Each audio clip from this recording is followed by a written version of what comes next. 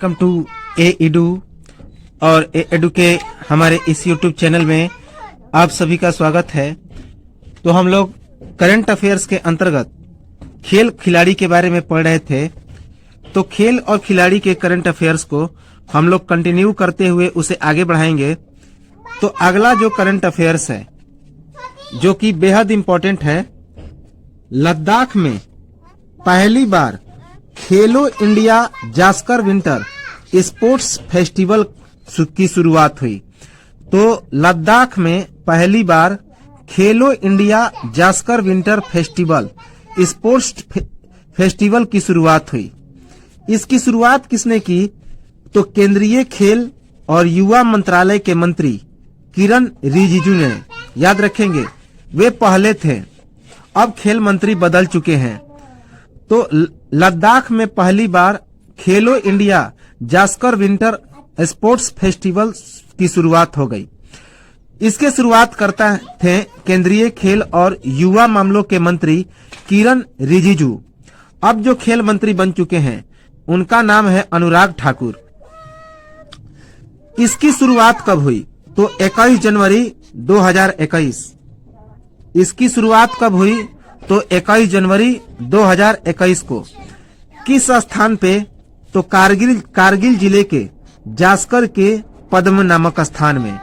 तो कारगिल जिले के जास्कर के पद्म नामक स्थान में इसकी शुरुआत हुई। इस खेल का क्या उद्देश्य था? तो जास्कर में शीतकालीन पर्यटन को बढ़ावा देना। तो जास्कर में शीतकालीन पर्यटन को बढ़ावा देने के लिए इस विंटर स्पोर्ट्स फेस्टिवल की शुरुआत की गई। यह कब से कब तक चला? तो यह 13 दिवसीय एक फेस्टिवल था जो कि 21 जनवरी 2021 से लेकर 2 फरवरी 2021 तक चला। इंपॉर्टेंट है, याद रखेंगे। अगला है करंट अफेयर्स की 87 साल के बाद पहली बार रणजी ट्रॉफी को रद्द करने का फैसला किया गया। तो 87 साल के इतिहास में यह पहला मौका था जब रणजी ट्रॉफी को रद्द करने का फैसला किया गया। याद रखेंगे। इसके फैसला करता कौन थे? तो किसने यह फैसला किया? तो बीसीसीआई ने, board of cricket control of India ने। इसका मुख्य कारण क्या था? तो कोरोना वायरस। इसका मुख्य कारण था कोविड-19। इसके बाद अगला इंपॉर्टेंट है, यूसुफ पठान ने क्रिकेट के सभी प्रारूपों से संन्यास की घोषणा की। तो यूसुफ पठान ने क्रिकेट के सभी प्रारूपों से लिया संन्यास। यह फैसला कब किया? तो 26 फरवरी 2021 को। यह फैसला 26 फरवरी 2021 को यूसुफ पठान ने किया। यूसुफ पठान के बारे में अगर कुछ स्टैटिक जीके देखा जाए तो सबसे पहला इंपॉर्टेंट है कि इन्होंने अपना जो डेब्यू किया था वह किस मैच में? तो 2007 में T20 के मैच में किया था पाकिस्तान के साथ। 2007 का जो वर्ल्ड कप हुआ था T20, तो उसके फाइनल में इन्होंने अपना डेब्यू किया था। अंतिम मैच इन्होंने कब खेला? तो दक्षिण अफ्रीका के खिलाफ 2012 के T20 मैच में। T20 मैच में इन्होंने 22 मैच में 13 विकेट हासिल किए, जबकि वनडे में 57 मैच में 810 रन इन्होंने बनाए थे। सर्वाधिक इनका था स्कोर 123, जो कि 2010 ईस्वी में बेंगलोर में बनाया था। तो 87 मैच में इन्होंने 810 रन बनाए हैं वनडे में, और वनडे में इनका सर्वाधिक स्कोर 123 रन है, जो कि बेंगलुरु में 2010 में इन्होंने बनाया था। इनके नाम कुल 33 विकेट भी शामिल है। तो उन्होंने कुल 33 विकेट भी हासिल किया।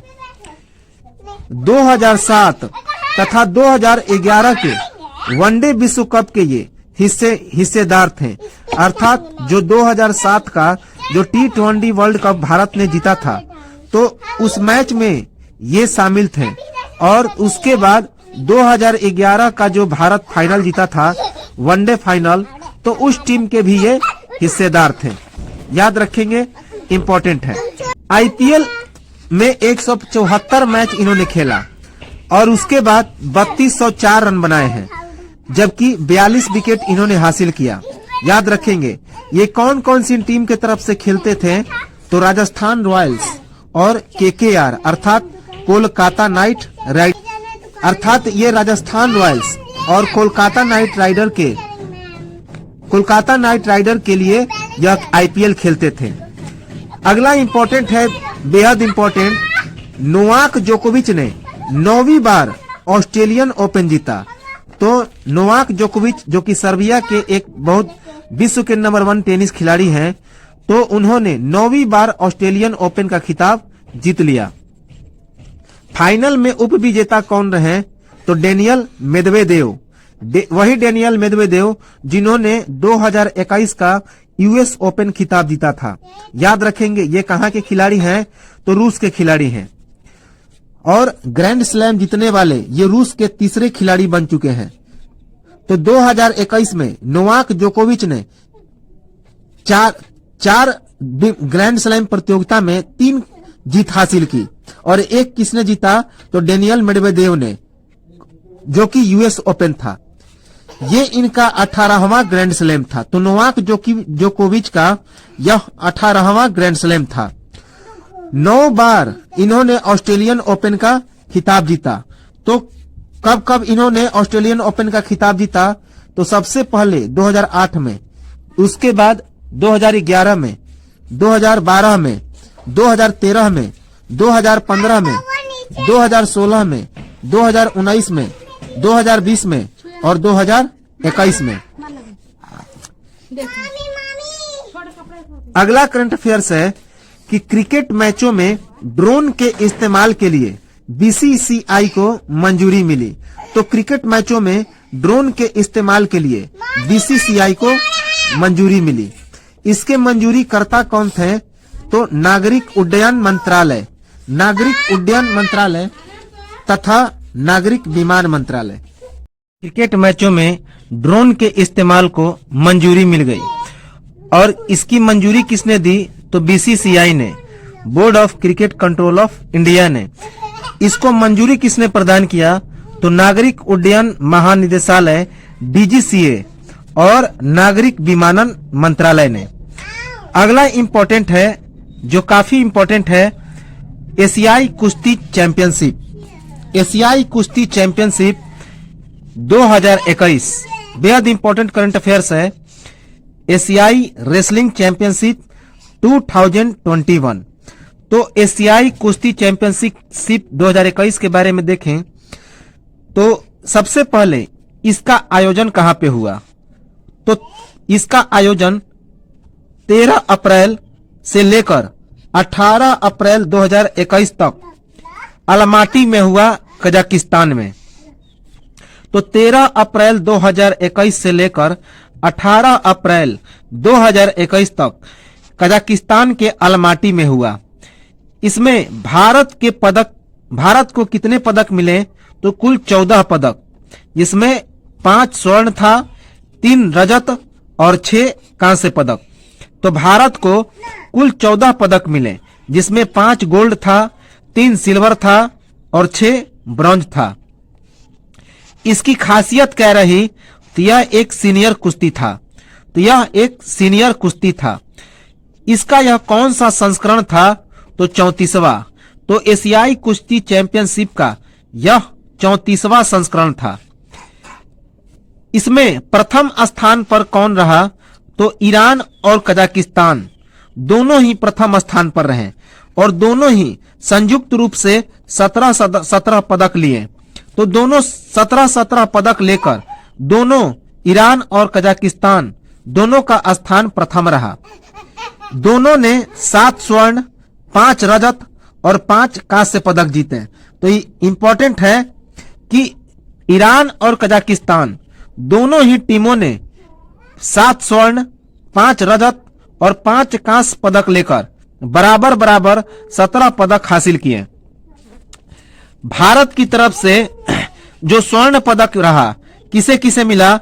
तो सरिता मोर, किसे? सरिता मोर 59 किलोग्राम फ्री स्टाइल महिला के क्षेत्र में। तो 59 किलोग्राम फ्री महिला स्टाइल के क्षेत्र में इन्हें गोल्ड मेडल मिला। भारत के लिए पहला स्वर्ण पदक दिलाया। तो ये जो सरिता मोर थी, इन्होंने भारत के लिए पहला स्वर्ण पदक दिलाया। ये हरियाणा की 25 वर्षीय पहलवान हैं। तो ये जो सरिता मोर हैं, हरियाणा की 25 वर्षीय पहलवान हैं। इन्होंने मंगोलिया के सबदोर बातवी को पराजित किया। तो मंगोलिया के सबदोर बातजवी को इन्होंने पराजित किया। इसके बाद विनेश फोगाट। तो विनेश फोगाट के बारे में देखा जाए तो एशियाई कुश्ती चैंपियनशिप में पिछले 7 वर्षों में इन्होंने 7 बार पदक हासिल किया, जिसमें कि 3 सिल्वर मेडल था। तो याद रखेंगे, ये जो विनेश फोगाट हैं, उन्होंने एशियाई कुश्ती चैंपियनशिप में पिछले 7 वर्षों में 7 बार पदक हासिल किया, जिसमें कि 3 रजत पदक शामिल है। ये विनेश फोगाट 53 किलोग्राम महिला फ्री स्टाइल में इन्होंने क्या हासिल किया? तो गोल्ड मेडल हासिल किया। उसके बाद दिव्या काकरान ने 72 किलोग्राम महिला फ्री स्टाइल में गोल्ड मेडल हासिल किया। उसके बाद अंशु मलिक, इन्होंने 57 किलोग्राम महिला फ्री स्टाइल में गोल्ड मेडल हासिल किया। जबकि रवि कुमार दहिया ने 57 किलोग्राम पुरुष फ्री स्टाइल में गोल्ड मेडल हासिल किया। इसके बाद रजत पदक अर्थात सिल्वर की बात की जाए तो बजरंग पुनिया, काफी फेमस प्लेयर हैं बजरंग पुनिया, 65 किलोग्राम पुरुष फ्री स्टाइल में इन्हें रजत पदक की प्राप्ति हुई। साक्षी मलिक, इन्हें 65 किलोग्राम महिला फ्री स्टाइल में रजत पदक की प्राप्ति हुई। दीपक पुनिया, इन्हें 86 किलोग्राम पुरुष फ्री स्टाइल में रजत पदक की प्राप्ति हुई। उसके बाद कांस्य को देखा जाए तो ब्रॉन्ज मेडल में किसे किसे मिला? तो सबसे पहले सीमा बिस्ला को 50 किलोग्राम महिला फ्री स्टाइल में कांस्य पदक की प्राप्ति हुई। पूजा सिहाग, उसके बाद पूजा सिहाग, जिन्हें 76 किलोग्राम महिला फ्री स्टाइल में कांस्य पदक की प्राप्ति हुई। करण मोर को 70 किलोग्राम पुरुष फ्री स्टाइल में कांस्य पदक की प्राप्ति हुई।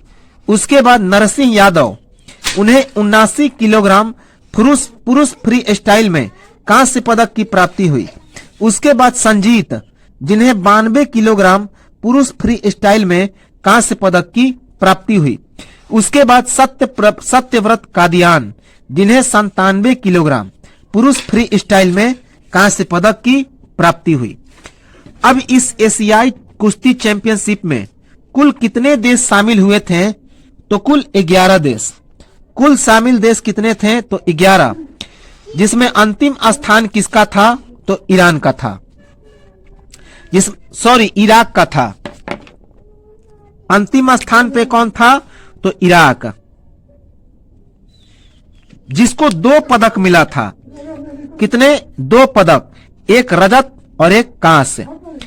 2020 के एशियाई चैंपियनशिप में भारत का स्थान कितना था? तो 3रा स्थान था। तो इसके पहले जो एशियाई चैंपियनशिप कुश्ती हुआ था, तो उसमें भारत का स्थान कौन सा था? तो भारत का स्थान 3रा था, जिसमें भारत ने 20 पदक हासिल किए थे। कितने पदक? तो 20 पदक, जिसमें 5 स्वर्ण था, 6 रजत था और 9 कांस्य पदक था। याद रखेंगे, इसके बारे में, एशियाई कुश्ती के बारे में पूछा जा सकता है, इंपॉर्टेंट है। अब अगला इंपॉर्टेंट करंट अफेयर्स है, बेहद इंपॉर्टेंट है कि विजडन एक क्या है? तो एक प्रकार का एक किताब है, तो एक पत्रिका है। विजडन ने चुना विराट कोहली को पिछले दशक का सर्वश्रेष्ठ एक दिवसीय क्रिकेटर। तो विजडन ने विराट कोहली को पिछले दशक अर्थात 2020 के दशक का सर्वश्रेष्ठ एक दिवसीय क्रिकेट चुना। किस दशक के लिए सर्वश्रेष्ठ एक दिवसीय क्रिकेट चुना विजडन ने? तो 2010 के। ये जो दशक है वह 2020 का दशक चल रहा है और 2010 के दशक के लिए विराट कोहली को सर्वश्रेष्ठ एक दिवसीय क्रिकेटर घोषित किया गया। इस विजडन का पूरा नाम क्या है? तो विजडन अलमैनाक। विजडन का पूरा नाम विजडन अलमैनाक है, जो कि अमेरिका की एक पत्रिका है। अमेरिका की क्या है? तो पत्रिका है। विजडन के द्वारा और भी सारी घोषणाएं की गई। तो क्या क्या? तो विजडन ने इंग्लैंड के हरफन मौला खिलाड़ी बेन स्टोक्स को लगातार दूसरी बार क्रिकेटर ऑफ द ईयर घोषित किया। याद रखेंगे, इन्हें लगातार दूसरे साल यह सम्मान मिला। तो विजडन ने इंग्लैंड के हरफन मौला खिलाड़ी बेन स्टोक्स को लगातार दूसरी बार क्रिकेटर ऑफ द ईयर घोषित किया। पिछले साल भी यह इनको पुरस्कार मिला था। याद रखेंगे 2020 में भी। विराट कोहली सचिन तेंदुलकर को 1990 के दशक के सर्वश्रेष्ठ क्रिकेटर का पुरस्कार मिला था विजडन के द्वारा। तो सचिन तेंदुलकर ने 1998 में एक ही कैलेंडर वर्ष में 9 शतक लगाए थे। तो इसी कारण सचिन तेंदुलकर को विजडन में 1990 के दशक का सर्वश्रेष्ठ क्रिकेटर चुना था, क्योंकि 1998 में वे एक ही कैलेंडर वर्ष में 9 शतक जमाए थे। जबकि कपिल देव को 1980 के दशक का सर्वश्रेष्ठ क्रिकेटर चुना था विजडन ने। क्यों? क्योंकि 1983 का विश्व कप के वे विजेता थे, 1983 के विश्व कप के विजेता थे। तो इन दोनों के बाद यह सम्मान पाने वाले ये कौन से भारतीय हैं? तो तीसरे भारतीय हैं विराट कोहली। याद रखेंगे कि विजडन के अनुसार क्रिकेटर ऑफ द ईयर किसे चुना गया? तो विराट कोहली को, जो सचिन तेंदुलकर और कपिल देव के बाद तीसरे भारतीय बने। तो 2010 के लिए उन्हें यह चुनाव किया गया। इसके बाद है कि यह जो विराट कोहली हैं, इनके बारे में स्टैटिक्स जीके देखा जाए तो 2008 में इन्होंने पदार्पण किया था। 2008 में इन्होंने डेब्यू किया और 254 वनडे और में 12,169 रन ये बना चुके हैं। और कब डेब्यू किया था? तो श्रीलंका के खिलाफ। तो 2008 में श्रीलंका के खिलाफ विराट कोहली ने डेब्यू किया था और ये कितने रन बना चुके हैं?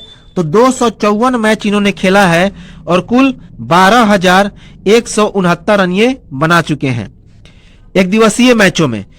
बेन स्टोक्स 2019 में 58 मैच में 641 टेस्ट रन बनाए थे और 19 विकेट हासिल किया था। तो बेन स्टोक्स जो कि इंग्लैंड के खिलाड़ी हैं, उन्होंने 2019 में कुल 58 टेस्ट मैच खेला था, जिसमें 641 टेस्ट रन बनाए और 19 विकेट उन्होंने हासिल किया। इसके बाद विजडन ने ऑस्ट्रेलिया की बेथ मुनी को सर्वश्रेष्ठ महिला क्रिकेटर घोषित किया। तो यह जो विजडन पत्रिका है, इसने ऑस्ट्रेलिया की बेथ मुनी को सर्वश्रेष्ठ महिला क्रिकेटर घोषित किया है। जबकि सर्वश्रेष्ठ T20 क्रिकेटर किसे घोषित किया?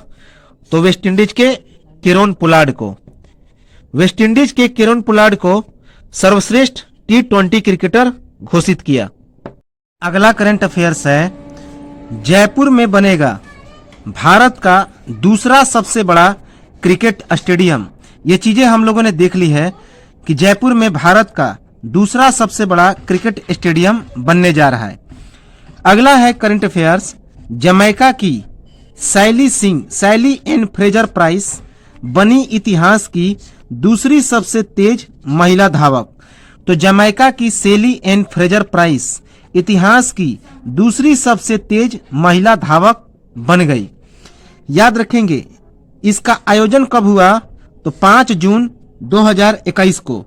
5 जून 2021 को इसका आयोजन हुआ। कहाँ पे आयोजन हुआ? तो किंगस्टन में। याद रखेंगे, किंगस्टन में।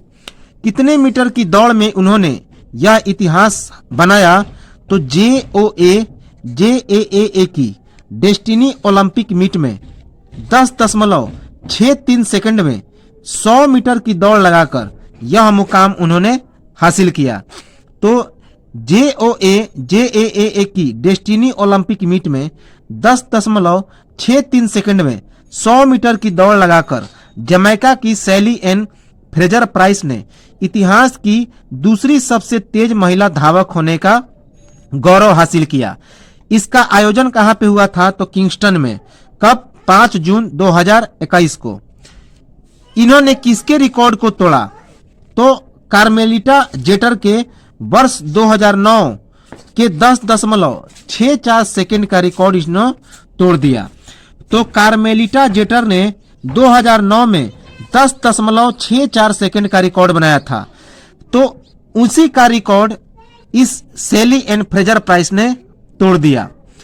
याद रखेंगे, सैली एन फ्रेजर प्राइस अब केवल 100 मीटर की दौड़ की विश्व रिकॉर्ड धारक फ्लोरेंस ग्रिफिथ जेनियर से पीछे हैं। तो याद रखेंगे, ये जो सैली एन फ्रेजर प्राइस हैं अब केवल 100 मीटर की दौड़ के विश्व रिकॉर्ड धारक फ्लोरेंस ग्रिफिथ जॉइनर से पीछे हैं।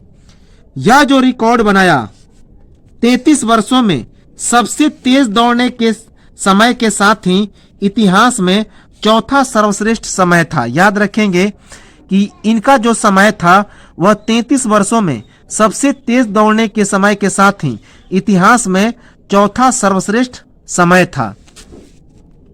अगला इंपॉर्टेंट करंट अफेयर्स है कि न्यूजीलैंड ने भारत को हराकर विश्व टेस्ट चैंपियनशिप का खिताब जीत लिया। तो न्यूजीलैंड ने भारत को हराकर विश्व टेस्ट चैंपियनशिप का खिताब जीता। याद रखेंगे, कब जीता? तो 23 जून 2021 को। 23 जून 2021 को यह खिताब जीता। किस स्थान पर? तो साउथहैम्पटन के द रोज बाउल में। कितने विकेट से जीत हासिल किया? तो 8 विकेट से। तो न्यूजीलैंड ने भारत को विश्व टेस्ट चैंपियनशिप में 8 विकेट से पराजित किया 23 जून 2021 को साउथहैम्पटन के द रोज बाउल में।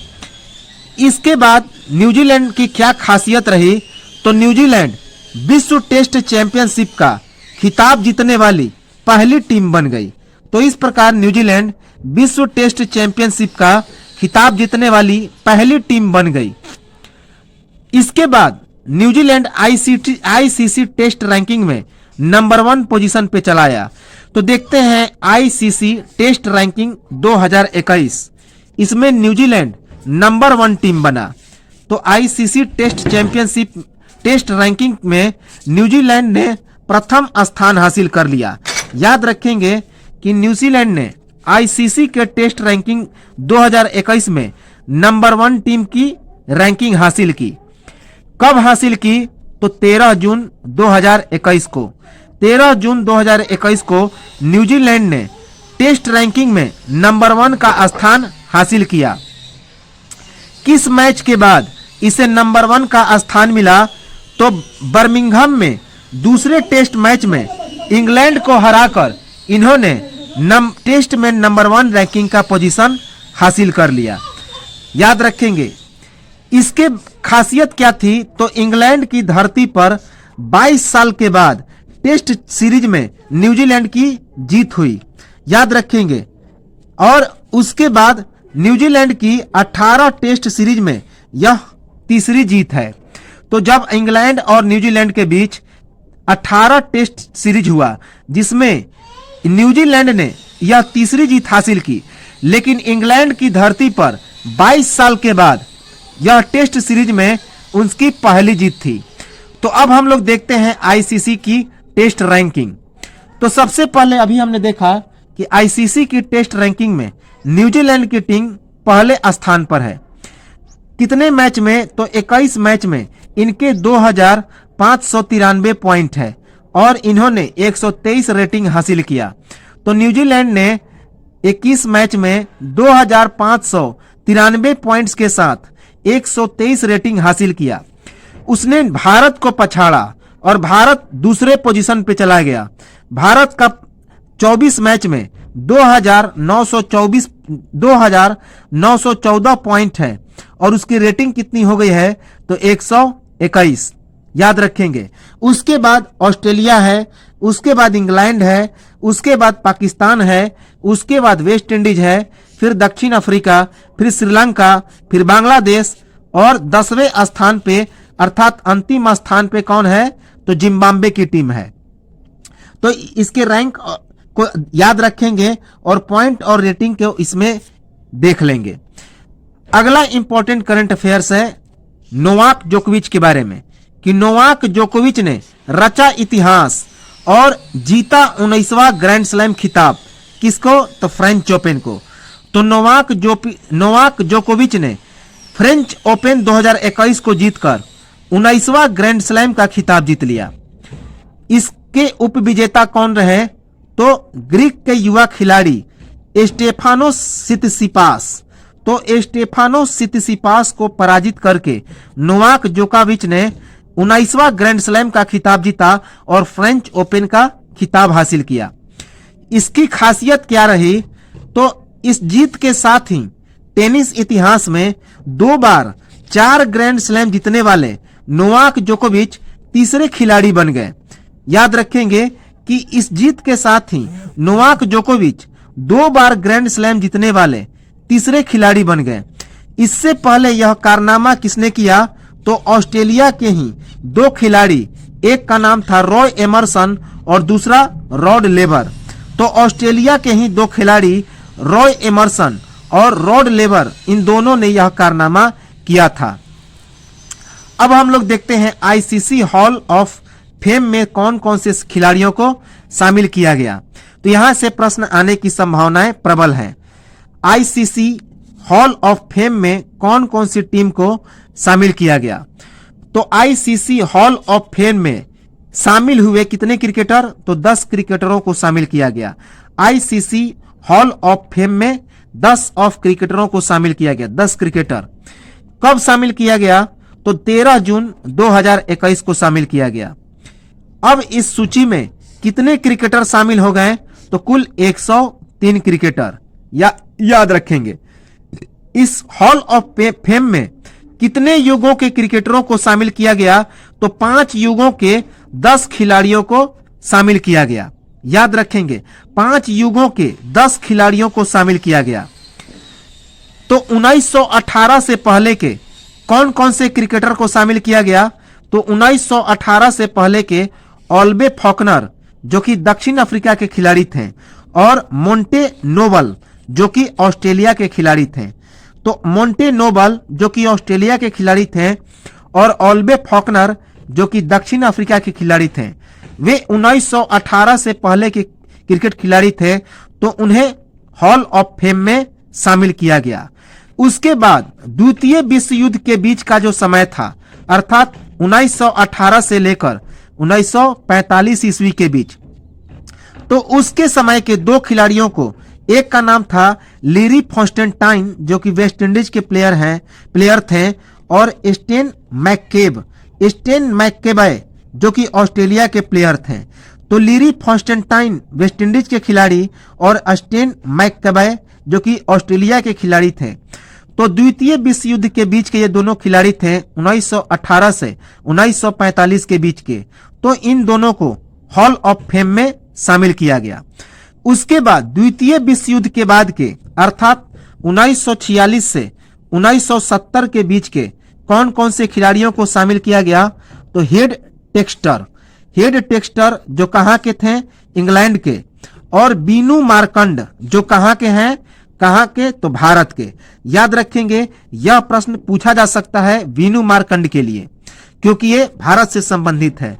तो बीनू मार्कंड और जो कि भारत के क्रिकेटर थे और टेड डेक्स्टर जो कि इंग्लैंड के क्रिकेटर थे। तो ये दोनों द्वितीय विश्व युद्ध के बाद के क्रिकेटर थे, अर्थात 1946 से लेकर 1970 के बीच। वनडे युग के बारे में देखा जाए तो अर्थात 1971 से 1995 के बीच के युग को वनडे युग कहा जाता है। तो इनके बीच के क्रिकेटर कौन कौन हैं जिन्हें हॉल ऑफ फेम में शामिल किया गया? तो वेस्ट इंडीज के डेसमंड हेन्स और बॉब विलिस, कहां के? इंग्लैंड के। तो इंग्लैंड के बॉब विलिस और वेस्टइंडीज के डेसमंड हेन्स को 1971 से 1995 के बीच के वनडे युग के खिलाड़ियों के रूप में शामिल किया गया। और आधुनिक युग के कौन कौन से क्रिकेटर को हॉल ऑफ फेम में शामिल किया गया, अर्थात 1996 से लेकर 2016 तक के बीच का, तो एक एंडी फ्लावर जो कि जिम्बाब्वे के काफी वरिष्ठ खिलाड़ी थे, जिम्बाब्वे के एक दिग्गज प्लेयर थे, और कुमार संगाकारा जो कि श्रीलंका के विकेट कीपर थे। तो एंडी फ्लावर जिम्बाब्वे और कुमार संगाकारा श्रीलंका के खिलाड़ी को आधुनिक युग अर्थात 1996 से लेकर 2016 तक के बीच के ये दो खिलाड़ी हैं जिन्हें हॉल ऑफ फेम में शामिल किया गया। अब थोड़ा बीनू मार्कंड के बारे में देखा जाए, जिन्हें हॉल ऑफ फेम में भारत की तरफ से शामिल किया गया। तो इनका जन्म गुजरात के जामनगर में हुआ था। इनका जन्म कहाँ हुआ था? तो गुजरात के जामनगर में। बिशन सिंह बेदी, कपिल देव, सुनील गावस्कर, अनिल कुंबले, राहुल द्रविड़ और सचिन तेंदुलकर के बाद ये हॉल ऑफ फेम में शामिल होने वाले भारतीय खिलाड़ी रहे। याद रखेंगे कि बीनू मार्कंड का जन्म गुजरात के जामनगर में 1917 ईस्वी में हुआ था और बिशन सिंह बेदी, कपिल देव, सुनील गावस्कर, अनिल कुंबले, राहुल द्रविड़ और सचिन तेंदुलकर के बाद ये हॉल ऑफ फेम में शामिल होने वाले भारतीय खिलाड़ी बने। 44 टेस्ट में 31.447 की औसत से इन्होंने 2109 रन बनाए, जबकि 32.32 की औसत से 162 विकेट हासिल किया। याद रखेंगे। और ये 7वें खिलाड़ी बने जिन्हें हॉल ऑफ फेम में भारत की तरफ से शामिल किया गया। कौन से खिलाड़ी बने? तो 7वें खिलाड़ी। अगला जो करंट अफेयर्स है, आईसीसी का बड़ा फैसला। वनडे वर्ल्ड कप टीम में खेलेगी कितनी टीमें? तो 14 टीमें। आईसीसी ने क्या फैसला किया कि वनडे वर्ल्ड कप में भारत के लिए 14 टीमें खेलेगी, अर्थात जो कुल टीमें होंगी वह कितनी होंगी? तो 14 टीमें। और यह भी फैसला किया कि T20 अब प्रत्येक 2 साल पर आयोजित होगा। यह भी फैसला किया आईसीसी ने कि प्रत्येक 2 साल पर वनडे का जो है वह T20 वर्ल्ड कप होगा। याद रखेंगे कि प्रत्येक जो T20 होगा अब उसका विश्व कप प्रत्येक 2 साल पर होगा। चैंपियंस ट्रॉफी कब तक आयोजित की जाएगी? तो एक 2025 में और उसके बाद 2029 में। इसमें 8 टीमें हिस्सा लेंगी। तो चैंपियंस ट्रॉफी का आयोजन 2025 में और 2029 में होगा, जिसमें 8 टीमें हिस्सेदार रहेंगी। 2021 का जो T20 विश्व कप चल रहा है उसमें कितनी टीमें हैं? तो कुल 16 टीमें खेल रही हैं। इसके बाद महिला विश्व कप की बात की जाए तो महिला विश्व कप 2024 में, 2026 में, 2028 में और 2030 में इसका T20 का वर्ल्ड कप होगा। तो T20 वर्ल्ड कप जो महिला विश्व कप होगा, महिला का T20 वर्ल्ड कप 2024, 2026, 2028 और 2030 में होगा। जबकि जो वनडे का वर्ल्ड कप होगा, महिला वर्ल्ड कप, वह 2025 और 2029 में होगा। कुल मैच जो होंगे T20 विश्व कप में, T20 विश्व कप कब से कब तक होंगे पुरुषों का? तो 2024, 2026, 2028 और 2030 में। और इसमें कुल 20 टीमें हिस्से लेंगी। कितने टीमें हिस्सेदार होंगे? तो 20 टीमें। और कुल कितने मैच खेले जाएंगे? तो कुल 55 मैच। याद रखेंगे। पुरुष विश्व कप के बारे में देखा जाए तो पुरुष वनडे का जो विश्व कप होगा वह 2027 और 2031 में, जिसमें कुल 14 टीमें हिस्सा लेंगी। याद रखेंगे यह जो फैसला आया 1 जून 2021 को किया गया। अगला करंट अफेयर्स है कि नाओमी ओसाका ने फ्रेंच ओपन से अपना नाम वापस ले लिया। तो नाओमी ओसाका ने फ्रेंच ओपन से अपना नाम वापस ले लिया। इनके बारे में खासियत क्या है कि ये विश्व की दूसरे नंबर की टेनिस खिलाड़ी हैं। तो ये विश्व की दूसरे नंबर की टेनिस खिलाड़ी हैं।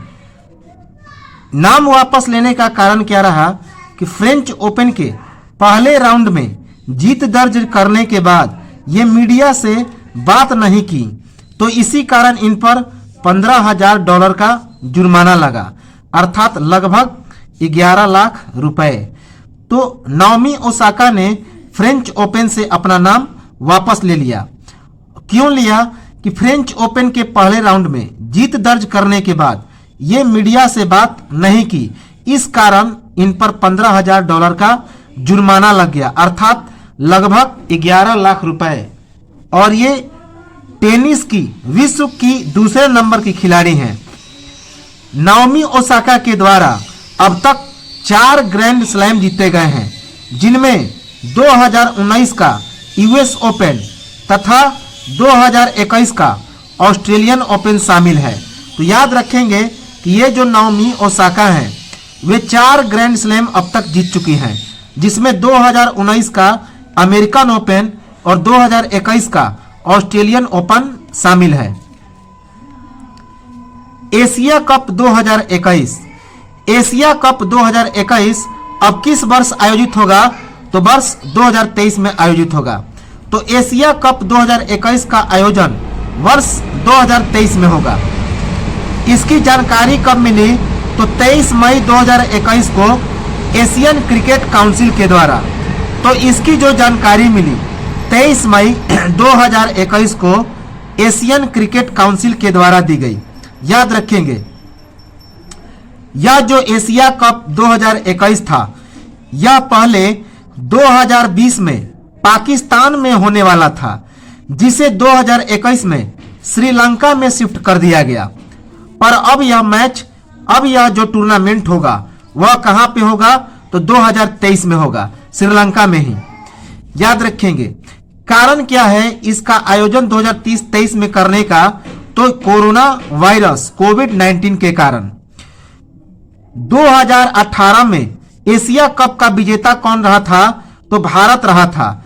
2018 का जो एशिया कप हुआ था उसका विजेता कौन रहा था? तो भारत, जो कहां पे हुआ था? तो यूएई में, अर्थात यूनाइटेड अरब अमीरात में, संयुक्त अरब अमीरात में। एक बेहद महत्वपूर्ण करंट अफेयर्स है कि भारतीय महिला क्रिकेट टीम के हेड कोच कौन बने हैं? तो रमेश पवार बने हैं। भारतीय महिला क्रिकेट टीम के हेड कोच रमेश पवार बने हैं। किसकी जगह बने हैं? तो डब्ल्यू.वी. रमन की जगह। ये डब्ल्यू.वी. रमन की जगह भारतीय क्रिकेट टीम के हेड कोच बने हैं। कौन? रमेश पवार। इनकी नियुक्ति कब हुई? तो 13 मई 2021 को बीसीसीआई के द्वारा। तो इनकी नियुक्ति 13 मई 2021 को बीसीसीआई के द्वारा हुई। रमेश पवार के बारे में देखें तो इन्होंने भारत का प्रतिनिधित्व कब तक किया था? 2004 से लेकर 2007 तक। तो 2004 से लेकर 2007 तक रमेश पवार ने भारतीय क्रिकेट टीम के हिस्सेदार रहे। 2 टेस्ट मैच में इन्होंने 6 विकेट हासिल किया था। तो इन्होंने कुल 2 टेस्ट मैच खेला जिसमें 6 विकेट हासिल किया। बेस्ट इनका कितना था? तो 33 रन देकर 3 विकेट। इनके नाम 31 वनडे है और उसके बाद इन्होंने इस 31 वनडे में 36 विकेट हासिल किया। बेस्ट कितना था? 24 पर 3 विकेट। T20 का देखा जाए तो कुल 28 T20 मैच में इन्होंने 24 विकेट हासिल किया। इससे पहले 2018 में 5 माह के लिए महिला क्रिकेट टीम के ये क्या बने थे? तो कप्तान मिताली राज के साथ विवाद के कारण निलंबित हो गए थे। तो इससे पहले ये 5 माह के कोच बने थे महिला क्रिकेट टीम में, लेकिन महिला क्रिकेट टीम के कप्तान मिताली राज के साथ इनका विवाद उत्पन्न हो गया था, तो इसी कारण उनको निलंबित कर दिया गया था। अगला इंपॉर्टेंट करंट अफेयर्स है कि अर्जुन भुल्लर MMA में विश्व खिताब जीतने वाले भारतीय मूल के पहले फाइटर अर्थात पहलवान बने। तो अर्जुन भुल्लर MMA में विश्व खिताब जीतने वाले भारतीय मूल के पहले फाइटर अर्थात पहलवान बने। MMA का मतलब होता है मिक्स्ड मार्शल आर्ट। MMA का मतलब होता है मिक्स्ड मार्शल आर्ट। अर्जुन भूलर के बारे में देखा जाए तो अर्जुन भूलर भारतीय मूल के एक कनाडाई फाइटर हैं अर्थात पहलवान हैं। तो अर्जुन भुल्लर भारतीय मूल के एक कनाडाई फाइटर हैं। फिलीपींस मूल के अमेरिकी वे बैडन बेरा को हराकर ये सिंगापुर की वन चैंपियनशिप में हैवीवेट विश्व चैंपियन बने। तो याद रखेंगे कि फिलीपींस मूल के अमेरिकी वे ब्रैंडन बेरा को हराकर ये अर्जुन भुल्लर सिंगापुर की वन चैंपियनशिप में हैवीवेट विश्व चैंपियन का खिताब हासिल किया था। 2010 में दिल्ली में राष्ट्रमंडल खेलों में इन्होंने स्वर्ण पदक हासिल किया था। 2007 में पैरा ओलंपिक खेलों में कनाडा का प्रतिनिधित्व करते हुए इन्होंने 120 किलोग्राम में कांस्य पदक हासिल किया था। याद रखेंगे ब्रॉन्ज मेडल। 2012 के लंदन ओलंपिक में इन्होंने कनाडा का प्रतिनिधित्व करने वाले पहले भारतीय मूल के फ्री स्टाइल पहलवान का भी इन्होंने गौरव हासिल किया। तो 2012 के लंदन ओलंपिक में कनाडा का प्रतिनिधित्व करने वाले ये भारतीय मूल के पहले पहलवान फ्री स्टाइल पहलवान थे। याद रखेंगे। इसके बाद अब हम लोग आते हैं इटालियन ओपन की ओर। तो इटालियन ओपन के बारे में देखा जाए तो इटालियन ओपन के विजेता कौन रहे? तो राफेल नडाल 10वीं बार ये चैंपियन बने पुरुष एकल वर्ग में। तो इटालियन ओपन 2021 का खिताब किसने जीता? राफेल नडाल ने जीता पुरुष एकल वर्ग में। और इस जीत के साथ ही इन्होंने इस इटालियन ओपन का 10वां खिताब जीता। तो 10वीं बार वे चैंपियन बन गए पुरुष एकल वर्ग में। इसके उपविजेता कौन रहे? अर्थात राफेल नडाल ने किसे पराजित किया? तो सर्बिया के नोवाक जोकोविच को, जो कि विश्व के नंबर 1 रैंकिंग के खिलाड़ी हैं। तो इटालियन ओपन में राफेल नडाल ने सर्बिया के नोवाक जोकोविच को पराजित किया। और इसके बाद इस जीत के साथ ही राफेल नडाल पुरुष एकल वर्ग में 10वीं बार इटालियन ओपन चैंपियन बनने का खिताब हासिल किया। राफेल नडाल के बारे में देखा जाए तो राफेल नडाल कहां के हैं? तो स्पेन के हैं। याद रखेंगे कि राफेल नडाल कहां पे हैं? तो स्पेन के हैं। 13 बार फ्रेंच ओपन इन्होंने जीता है। तो इन्होंने 13 बार फ्रेंच ओपन का खिताब जीता, 12 बार बार्सिलोना का खिताब जीता और 11 बार मोंटे कार्लो ट्रॉफी पर इन्होंने कब्जा किया। तो 11 बार मोंटे कार्लो ट्रॉफी का खिताब जीता, 13 बार फ्रेंच ओपन का खिताब जीता और 12 बार बार्सिलोना का खिताब जीता। किसने? तो राफेल नडाल ने। इस इटालियन ओपन 2022 में 12वीं बार फाइनल में पहुंचे। तो ये जो राफेल नडाल थे इस मैच में, इटालियन ओपन के इस मैच में 12वीं बार फाइनल में पहुंचे और जोकोविच के 36 ATP मास्टर्स 1000 खिताब की बराबरी कर ली। और इस जीत के साथ ही नोवाक जोकोविच के 36 ATP मास्टर्स 1000 खिताब की बराबरी कर ली। यह चौथा मौका है जब उन्होंने एक टूर्नामेंट के 10 या उससे अधिक बार की जीत हासिल की। तो इटालियन ओपन का यह चौथा मौका है जब राफेल नडाल ने एक टूर्नामेंट के 10 या उससे अधिक बार जीत हासिल कर ली। तो इटालियन ओपन को इन्होंने कितनी बार जीता? तो 10 बार जीता। याद रखेंगे एक ही टूर्नामेंट के 10 या अधिक बार जीतने वाले यह कौन सा मौका है? तो चौथा मौका है। राफेल नडाल और नोवाक जोकोविच के बीच यह 57वां मुकाबला था, जिसमें राफेल नडाल ने कितनी जीत हासिल की? तो 29 जीत हासिल की, जबकि नोवाक जोकोविच ने कितनी जीत हासिल कर ली? तो 28 जीत हासिल की। याद रखेंगे, इंपॉर्टेंट है। इसके बाद पोलैंड की महिला के एकल वर्ग की देखा जाए तो इटालियन ओपन में महिला एकल वर्ग में किसने जीत हासिल की? तो पोलैंड की ईगा स्विएतेक ने महिला एकल वर्ग में इटालियन ओपन की जीत हासिल की। पोलैंड की ईगा स्विएतेक ने चेक गणराज्य की कैरोलिना प्लिस्कोवा को पराजित किया। चेक गणराज्य की कैरोलिना प्लिस्कोवा को पराजित किया। ईगा स्विएतेक का यह पहला WTA 1000 खिताब है। याद रखेंगे कि पोलैंड की ईगा स्विएतेक का यह पहला WTA खिताब है और उनके कैरियर का यह तीसरा खिताब है। 2020 में उन्होंने फ्रेंच ओपन जीता था, जबकि 2021 के फरवरी में उन्होंने एडिलेड खिताब जीता था। किसने? तो पोलैंड की ईगा स्विएतेक ने। अब इंपॉर्टेंट करंट अफेयर्स है कि ICC ने पाकिस्तान के कप्तान बाबर आजम को अप्रैल के महीने का बेस्ट क्रिकेटर चुना। तो ICC ने पाकिस्तान के कप्तान बाबर आजम को चुना अप्रैल महीने का बेस्ट क्रिकेटर। यह पहला मौका था जब भारत के अतिरिक्त किसी और देश के पास यह पुरस्कार चला गया। तो भारत के अतिरिक्त यह पुरस्कार पहली बार किसी और देश के पास गया। इसका कारण क्या था कि साउथ अफ्रीका और जिम्बाब्वे के खिलाफ बाबर आजम ने शानदार प्रदर्शन किया था। तो साउथ अफ्रीका और जिम्बाब्वे के खिलाफ शानदार प्रदर्शन करने के कारण बाबर आजम को अप्रैल महीने का 2021 के अप्रैल महीने का बेस्ट क्रिकेटर का अवार्ड चुना गया। बतौर कप्तान अपने पहले 4 टेस्ट जीतने वाले ये पाकिस्तान के पहले खिलाड़ी बने। तो बतौर कप्तान अपने पहले 4 टेस्ट जीतने वाले ये पाकिस्तान के पहले खिलाड़ी बने। महिला के क्षेत्र में यह अप्रैल महीने का बेस्ट क्रिकेटर का अवार्ड किसे मिला? तो एलिसा हीली को मिला।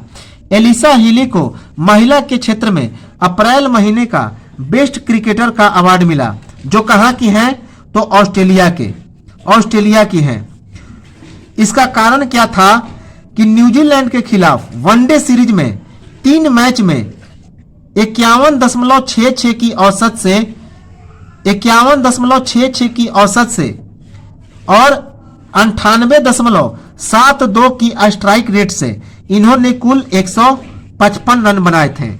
याद रखेंगे, न्यूजीलैंड के खिलाफ वनडे सीरीज में इन्होंने 3 मैच में 51.66 की औसत से और 98.72 की स्ट्राइक रेट से 155 रन बनाए थे। अब ICC player of the month award, यह जो ICC player of the month award मिला, तो इसकी शुरुआत कब हुई? तो जनवरी 2021 में। और जनवरी 2021 में यह पुरस्कार किसे मिला? तो भारतीय विकेटकीपर ऋषभ पंत को। जबकि फरवरी में किसे मिला? तो भारतीय ऑफ स्पिनर रविचंद्रन अश्विन को। जबकि मार्च में किसे मिला? तो भारतीय तेज गेंदबाज भुवनेश्वर कुमार को। इंपॉर्टेंट है, याद रखेंगे। श्रीलंका के ऑलराउंडर, अगला करंट अफेयर्स है कि श्रीलंका के ऑलराउंडर थिसारा परेरा ने अंतर्राष्ट्रीय क्रिकेट से संन्यास ले लिया। तो श्रीलंका के ऑलराउंडर थिसारा परेरा ने अंतर्राष्ट्रीय क्रिकेट से संन्यास की घोषणा की। कब घोषणा की? तो 3 मई 2021 को। 3 मई 2021 को श्रीलंका के ऑलराउंडर थिसारा परेरा ने अंतर्राष्ट्रीय क्रिकेट से संन्यास की घोषणा की। थिसारा परेरा ने 6 टेस्ट, 166 वनडे और 84 T20 खेला था और 6 टेस्ट मैच में उन्होंने 203 रन बनाए, जबकि 166 वनडे में कुल 2338 रन बनाए, जबकि 84 T20 में 1204 रन बनाए। टेस्ट मैचों में इन्होंने 11 विकेट हासिल किया, वनडे में 175 विकेट हासिल किया और T20 में कुल 51 विकेट थिसारा परेरा ने हासिल किया। तो याद रखेंगे, इंपॉर्टेंट है। तो ये तो था हमारा खेल खिलाड़ी का करंट अफेयर्स, इसे हम लोग आगे कंटिन्यू करेंगे। तब तक नमस्कार, जय हिंद।